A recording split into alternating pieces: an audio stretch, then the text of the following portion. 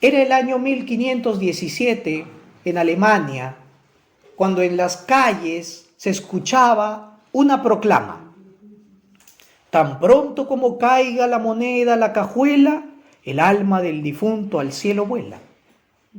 Y esto se escuchaba repetidamente mientras que muchas personas daban su dinero a una persona que lo recaudaba, que se llamaba John Tetzel, ¿no?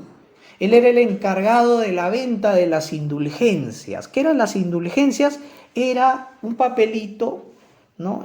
Firmado por el Papa León X para el perdón de pecados. Si querías librar un alma del purgatorio, que no se siguiera quemando más en el purgatorio a tu familiar que tanto has querido, pues tenías que meter tu monedita a la cajuela de las indulgencias para que salga libre, ¿no? Y esto se hacía en varias regiones de Alemania, ¿no? Esto se hacía para gran parte financiar la construcción de la Basílica de San Pedro en Roma, ¿no? Así que los que en alguna vez han ido a tomarse fotitos allá en Roma, qué bonito la catedral, sepan cómo se construyó, ¿no? ¿En base a qué, no? Bueno, ¿no? Esto, la venta de indulgencias, el engaño a la gente, ocasionó que un monje alemán, ¿no?, que estaba estudiando teología, escriba 95 enunciados, o lo que se conoce como 95 tesis en contra de la venta de estas indulgencias. Y esto lo clavó en la puerta de la Catedral de Wittenberg. Y este acto era un acto académico, ¿eh? Si alguien quería un debate, si alguien en plan universitario quería cuestionar, debatir algo académicamente, clavaba sus enunciados, sus propuestas ahí. Y esto es lo que hace este monje alemán. Él no buscaba revolución, no buscaba rebelarse contra el sistema religioso de su tiempo, no. Él solamente quería respuestas, quería debatir, ¿no? Si lo que se estaba haciendo era coherente con las escrituras. Y al hacer esto, un 31 de octubre de 1517, esto bastó para que sucediera un gran movimiento. Ni siquiera él lo había planeado, ni siquiera lo buscaba.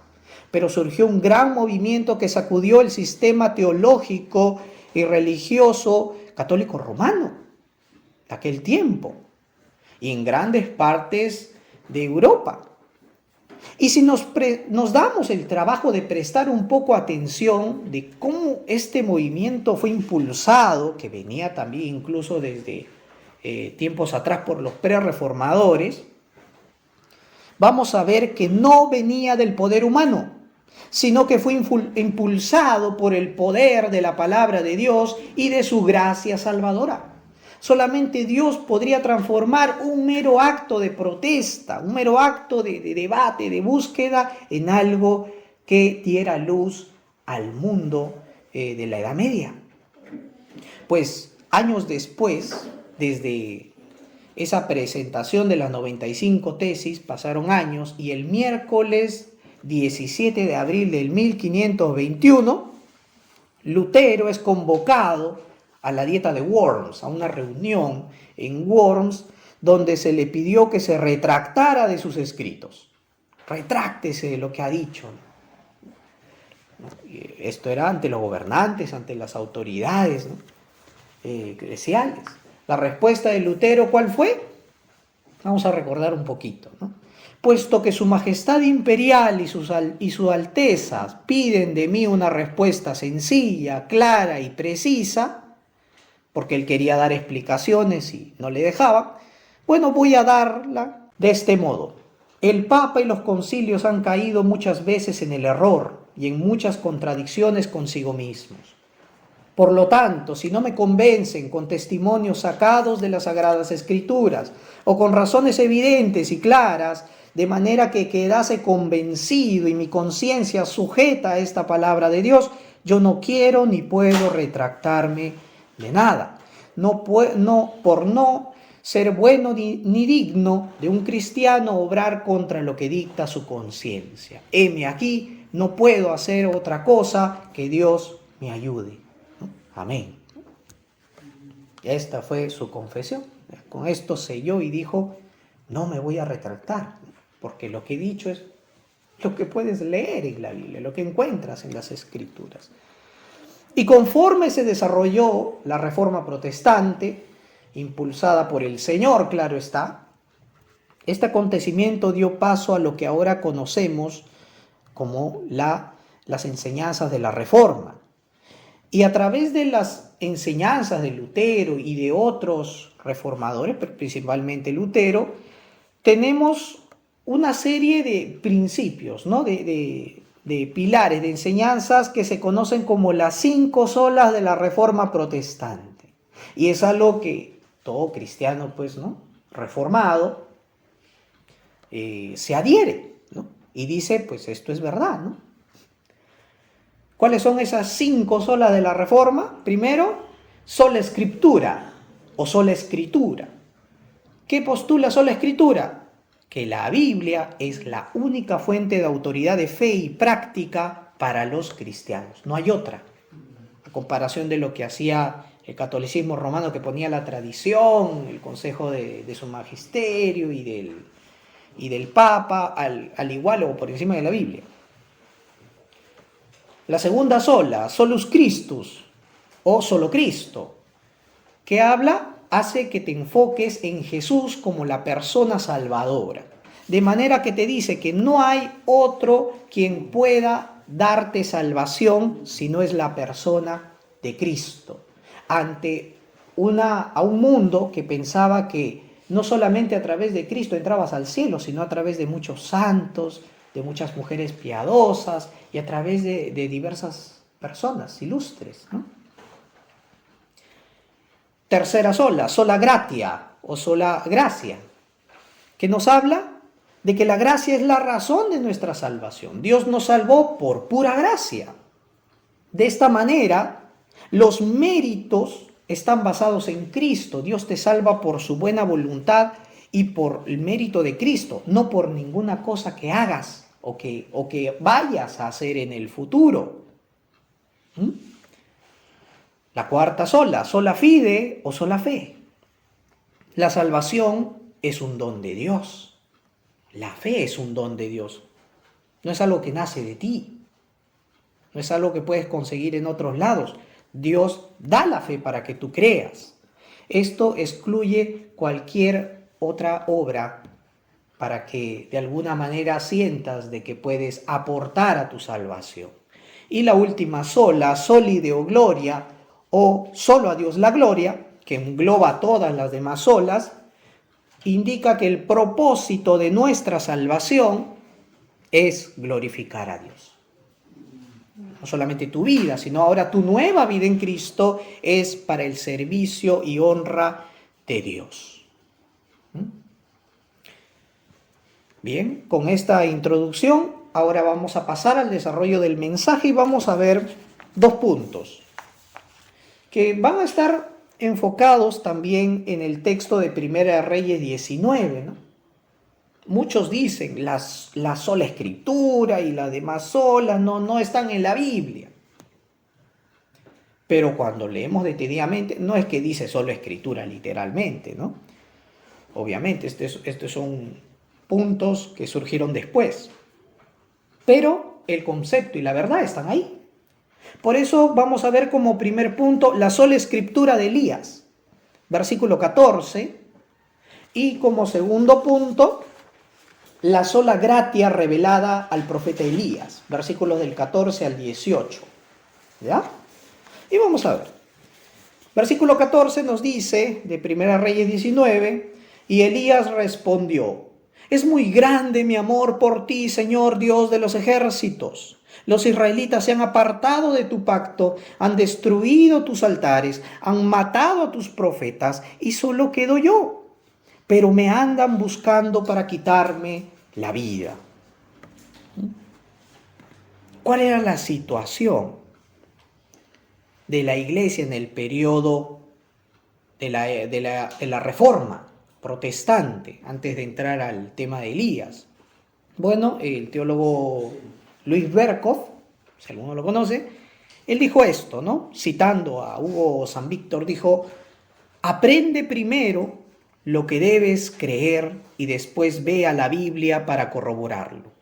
La exégesis en este periodo estaba atada de pies y de manos por la erudición tradicional y la autoridad de la Iglesia. En pocas palabras, si tú querías saber algo de la verdad de Dios, pues primero tenías que ir a otras fuentes en lugar que la Biblia.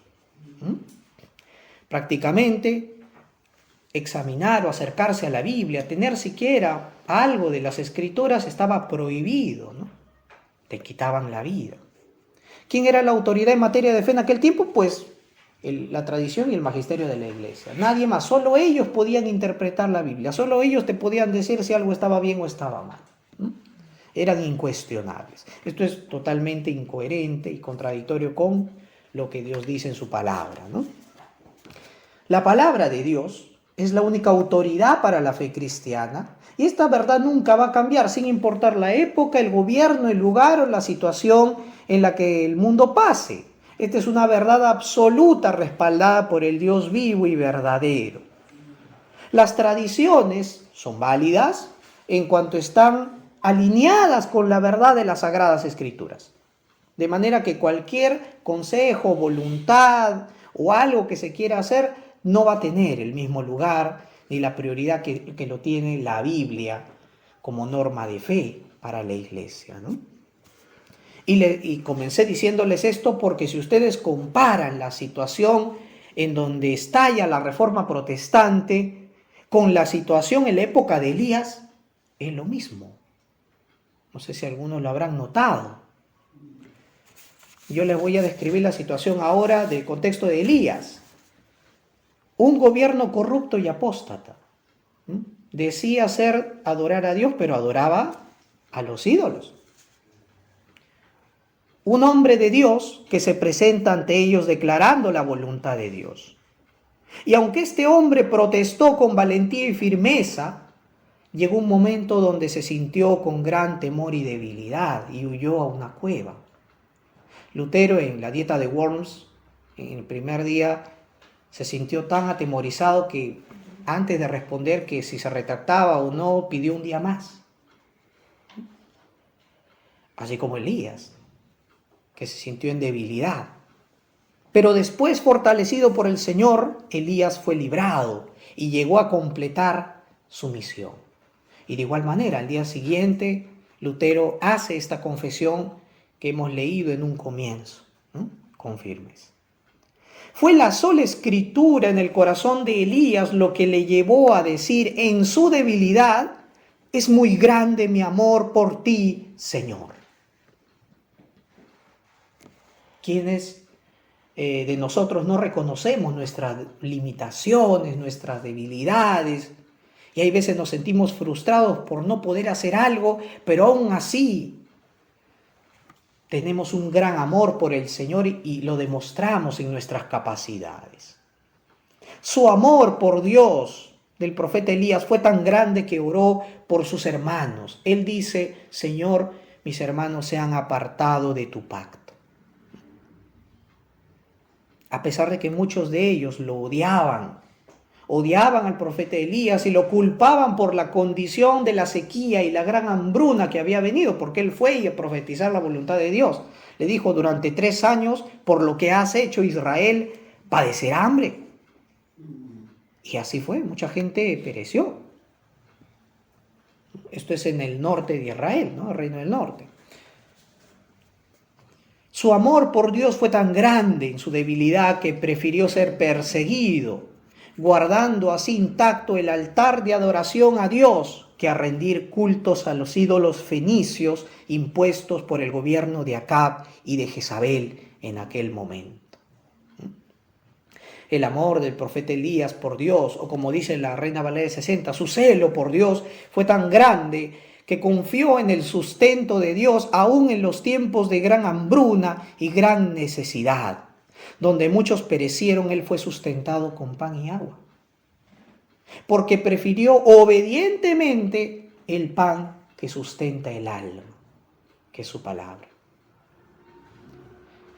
Su amor por Dios fue tan grande que clamó al que tenía el poder para librarlo de la muerte y librarlo del poder del enemigo. A Elías lo perseguía todo un reino, todo el reino del norte. Imagínense que todo tu ciudad, si tu ciudad nomás que te persiguiese, uno viviría con mucho miedo. Imagínate todo el país. Ya, esa era la situación de Elías. Ahora vamos varios peldaños más. Imagina que todo el sacro imperio romano germánico esté tras ti, tras tu vida. Eso le pasó a Lutero. Pero sea uno o lo otro, nada de eso hace diferencia ante el gran amor de Dios que libra a su pueblo. Como dijo el salmista en el Salmo 118, versículo del 5 al 9, en medio de la angustia clamé al Señor y Él me respondió y me dio libertad. El Señor está conmigo, no tengo miedo de lo que simples mortales me puedan hacer. El Señor está conmigo y me brinda su ayuda. He de ver derrotados a los que me odian. Es mejor confiar en el Señor que confiar en simples mortales. Es mejor confiar en el Señor que confiar en gente poderosa. Podemos tener muchas limitaciones y debilidades, pero si tu confianza la pones en el Señor, no hay poder en la tierra que pueda contra ti. Eso fue demostrado, ¿no? Con Lutero, con Elías, y es el mismo Dios que sigue estando con nosotros. Y de cuántas crisis nos está librando y nos está ayudando en el proceso. Entonces viene la pregunta retórica, ¿no? ¿Quién puede quitar la vida a quien Dios la guarda? Nadie. Y para reflexionar, ¿qué tiene que ver todo este contexto y esta situación ahora con nuestra realidad del siglo XXI, en nuestras familias, en nuestros trabajos, en el ambiente de la iglesia? ¿De qué manera puedes emplear en tu familia el principio de la sola escritura? Ahora que vivimos en un mundo, seguimos en un mundo, un sistema pecaminoso, que le llama a lo malo bueno y a lo bueno malo, o hasta lo llama anticuado, ¿no? ¿Cómo debe de cimentarse y conducir un hogar cristiano? Bueno, primero, no según la cultura, no según lo que es la costumbre de la gente, no según las emociones, sino conforme a lo que es el mandamiento divino. Efesios 6, del 1 al 4, dice, para el hogar, hijos obedezcan a sus padres en el nombre del Señor. No le dice porque esto es algo moralmente bueno, le dice porque esto es justo. Honra a tu padre y a tu madre, que es el primer mandamiento, con promesa. No solamente te doy un mandato, sino que te prometo algo junto con esto para que te vaya bien y tengas una larga vida sobre la tierra. Ustedes, los padres, una vez que ha acabado con los hijos, le dice a los padres, padres, no exasperen a sus hijos, sino edúquenlos en la disciplina y la instrucción del Señor. Y cuánto más debería pesar estas palabras en el tiempo grecorromano, ¿no? En el Nuevo Testamento, ¿no? Primeros siglos, donde pues el trato de padres e hijos era totalmente diferente a los de ahora, ¿no?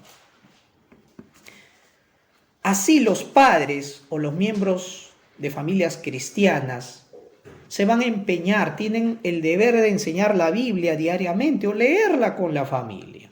Así las decisiones familiares, qué decisión debemos tomar para esto, para lo otro, se van a evaluar con la pregunta de ¿qué dice Dios? ¿Qué dice la Biblia?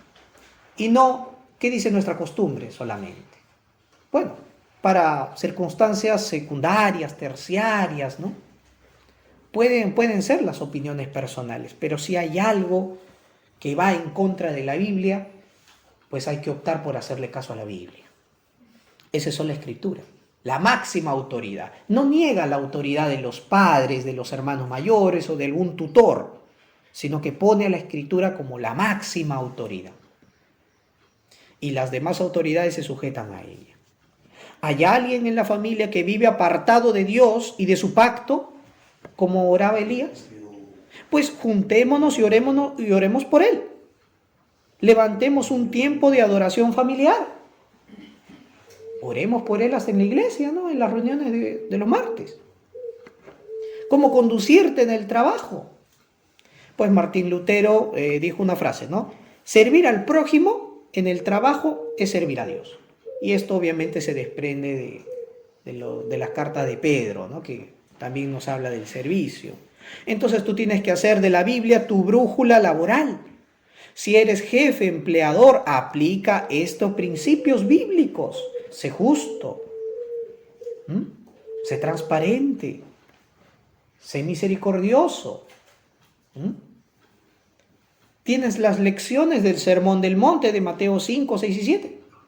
Ahí está, en el trato con los demás. Ahora, soy empleado. No nos distinguimos entonces quién es más que otro solamente por un puesto o un salario que se reciba. No nos medimos por ello, sino se mide por cómo es que estás retribuyendo el amor de Dios en tu vida, en acto de servicio y de acción de gracias. Efesios 6:5, la versión PDT, va a decir esto: obedezcan con mucho respeto y sinceridad, como si estuvieran obedeciendo a Cristo. Esto le habla para con los jefes, ¿no? En el contexto, para con los amos, ¿no?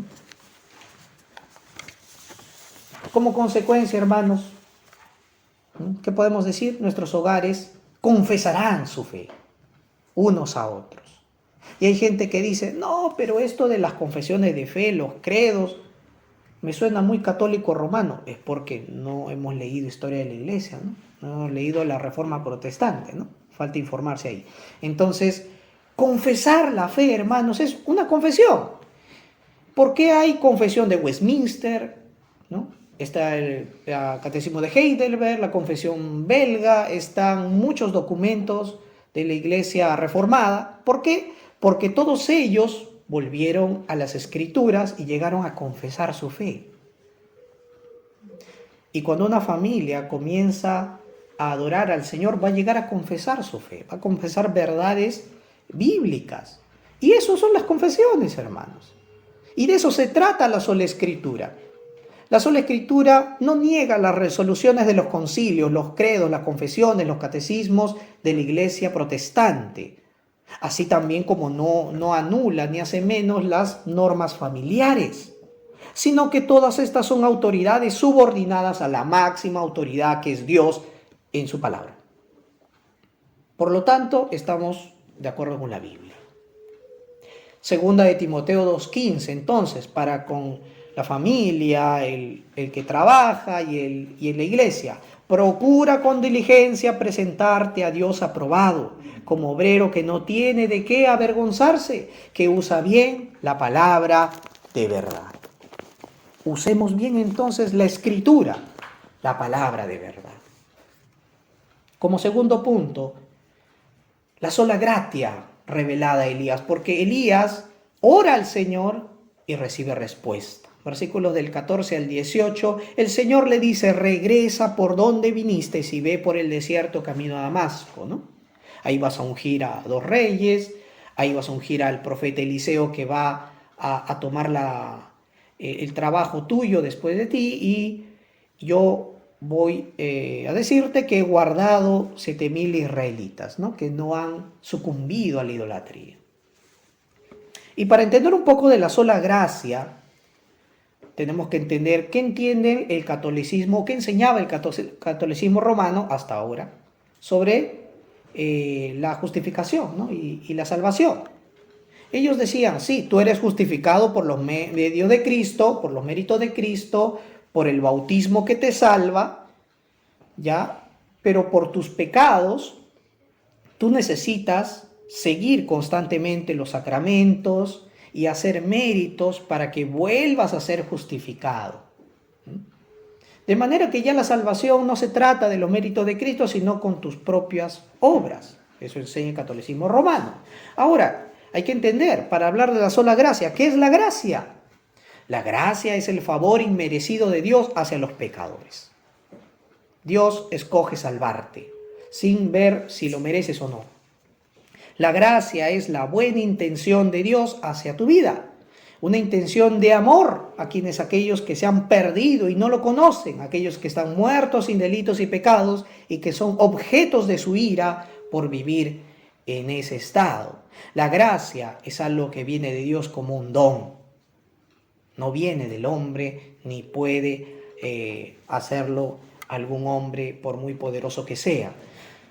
Ahora, la sola gracia no se limita solamente a la justificación, sino que la gracia lo vemos en todo el proceso de la salvación, de la santificación, hasta el final. Porque seguimos recibiendo su gracia cada día, a medida que lo seguimos. Todo esto viene incluso desde antes, porque el hecho de que Dios te escogiera es pura gracia. No depende de la voluntad humana, sino de Dios que ha tenido de ti misericordia. Así dice Romanos 9:16. ¿Qué es la sola gracia en la Reforma? Que se enseñaba Lutero, que se enseñaba a las iglesias protestantes, que Dios ha hecho todo lo que tú necesitas para tu salvación. Que porque Dios te va a salvar de manera voluntaria, Él se ha encargado de hacer todo el trabajo. No tienes que participar en ningún aspecto para salvarte. Pero yo he confesado mi fe. Claro, pero eso ha sido después de que Dios ha obrado en ti primero. Segundo, la salvación se basa en el puro amor misericordioso de Dios. No es que Dios ve que tú ibas a cambiar, que ibas a ser buena persona en el futuro. No. Porque sin la intervención de Dios seguiría siendo la peor persona del mundo. Y en la primera lista yo. De manera que vemos esto. La salvación de los elegidos no se basa en las obras o decisiones humanas o que Dios vio algún mérito en ti. La salvación es del Señor. Eso está claro. Ahora, yéndonos al contexto de Primera de Reyes 19, situándonos ya Elías, ¿cómo es que Elías recibe esta respuesta de la sola gracia? Pues ahora sí, de acuerdo con Romanos 11, hemos visto cómo es que el apóstol Pablo nos da luz un poco acerca de la respuesta del Señor, ¿no? Romanos 11 dice, versículo 4, ¿y cuál fue la respuesta divina? Dice él, me he reservado 7,000 hombres que no han doblado la rodilla ante Baal. De la misma manera, dice el 5, aún en este tiempo ha quedado un remanente escogido por gracia. Ahí está. Elías, tú que dices que ya no quedan creyentes en mi pueblo, en mi tierra, que solo tú has quedado, que todos los demás te buscan, se han rendido a los Baales y buscan tu vida. Yo te digo que he escogido un pequeño grupo, he guardado un pequeño grupo por gracia. No he guardado un pequeño grupo solamente por su gran fidelidad y fervor. Lo guardé por gracia. Y si Dios lo hizo por gracia, entonces no hay ningún mérito que quepa ahí. ¿Ya? Y si de alguna manera los actos buenos de los profetas añadieran algo siquiera a la decisión de Dios de salvarlos o de obrar en ellos, ya no sería gracia, sino sería obras.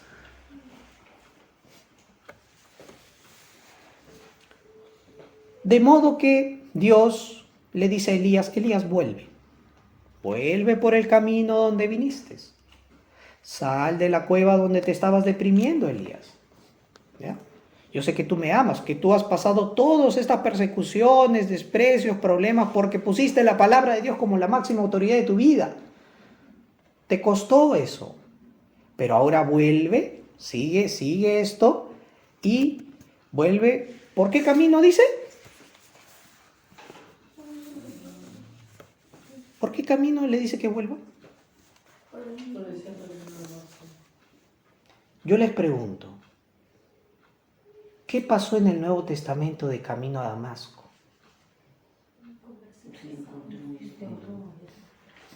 En el Nuevo Testamento vemos que ocurrió algo maravilloso. Saulo de Tarso, uno de los perseguidores acérrimos del cristianismo, iba de camino a Damasco con órdenes de los sumos sacerdotes para apresar a los cristianos. ¿Qué pasó de camino a Damasco? La sola gracia de Dios. La sola gracia de Dios vino a Pablo. De manera que le dijo, ¿por qué me persigues? Dios está diciendo, tú estás contra mí. Yo soy Jesús a quien tú persigues. Y desde ese momento, él llegó a ese encuentro personal con Cristo y que se encontró pues la gloria, ¿no? La gloria de Cristo resucitado. Recordemos, el Señor Jesús en aquel momento está en los cielos, pero Él es omnipresente, recuerden que Él es Dios. De manera que su gloria no tiene límite. Entonces su gloria se manifestó en la tierra con Saulo de camino a Damasco. Bien. De esta manera, Pablo dedicaría su vida ahora a llevar el mensaje de la gracia de Dios que transformaría el mundo entero de aquel entonces, ¿no? El mundo antiguo, con solamente el mensaje de la gracia, ¿no? Dios te salvó por gracia. Y bueno, ¿qué podemos decir ahora para nuestros días? La mayoría del mundo puede que nos diga así como Elías. No, pero ya no quedan cristianos buenos, porque hay muchas iglesias que solamente piden dinero. Ya hay muchos cristianos falsos, cristianos que ya no son cristianos, sino pecadores nada más. Y estamos como Elías, Señor. Pocos somos los que te adoramos, los que te servimos, y encima nos persiguen. Somos pocos y encima nos persigue la mayoría. Y el mundo ve al cristianismo como un gran fracaso, cuando pasan penurias. Pero la sola escritura y la sola gracia nos han probado de que la soberanía de Dios se mantiene y sigue guardando a sus escogidos, aunque sea un pequeño resto o remanente, como dice el texto, ¿verdad? Ese era el pueblo escogido de Dios. ¿Qué quiere decir? Que puede algunos que se desvíen, pero no todos. Siempre va a haber un grupo que Dios guarde por gracia. Y esa es la iglesia. Esa es la iglesia. No me refiero a una iglesia local, a la iglesia universal.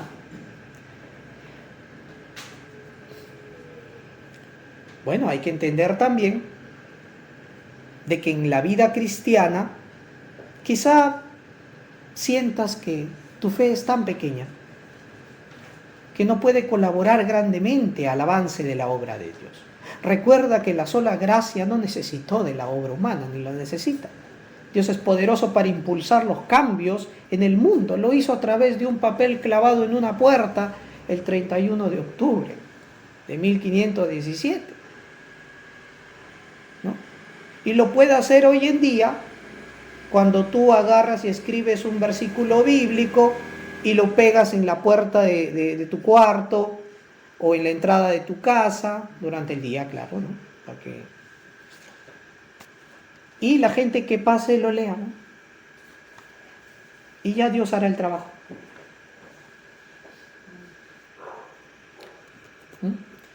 Bueno, ¿qué podemos decir en la vida familiar? Que hay que proceder con gracia. ¿Hay que ejercer disciplina? Claro que sí. Pero la disciplina en el Señor, ¿qué es? No con ira, no con rencor, sino con misericordia, con prudencia, con sabiduría. Dios te dará la gracia para hacerlo. Y se tiene que enseñar también en la vida familiar. ¿Por qué me tocó esta familia? ¿Por qué este trato familiar? Y a pesar del trato, Dios guarda tu corazón por gracia. ¿Por qué vino a mí la salvación y no a otro? Por gracia. ¿Por qué no a mi primo mayor y a mí que soy menor y no entiendo casi nada? Por gracia. ¿Por qué no a la familia que tiene mejor trabajo, mejor estatus económico y a mí que yo sí soy humilde me vino esta salvación? Por gracia. No porque seas humilde o buenito, sino por pura gracia. Termino con este comentario que hizo Lutero. Si Dios obra en nosotros, la voluntad se transforma. y suavemente respirada por el Espíritu de Dios, desea y actúa por pura voluntad e inclinación y por su propio deseo, no por obligación, de modo que no puede ser desviada por ninguna oposición, ni ser vencida u obligada ni siquiera por las puertas del infierno, sino que sigue queriendo y deleitándose y amando el bien, tal como antes quería, amaba y se deleitaba en el mal. Con un nuevo corazón, hermanos, que ahora pone primero la palabra de Dios o la Escritura, que sigamos sirviendo al Señor, apoyados en sus muchas gracias, principalmente adorándolo por su gracia salvadora. Queridos hermanos, que Dios los bendiga. Vamos a orar. Amado Señor, te agradecemos por tu gran amor. Gracias, Señor, por habernos guardado de entre muchos, Señor, en este tiempo. Somos aquel pueblo escogido por gracia, somos tu iglesia, no solamente la iglesia local que se reúne en diversas partes del Perú, somos parte del cuerpo de Cristo, la iglesia universal. Señor, que conforme a tu mandato siempre caminemos orgullosos de estos principios bíblicos, de estas verdades de la Reforma, sola gratia, sola Escritura, y que podamos enseñar también a otros ahora que estamos en el mes de la Reforma, que podamos reformar y cambiar muchas cosas de nuestras vidas con la ayuda de tu Espíritu Santo. Tú nos darás la gracia para hacerlo y la palabra pertinente para llevarlo a cabo. Te pedimos que bendigas a mis hermanos, a los que escuchan esta palabra. En el nombre de Jesús, oramos. Amén.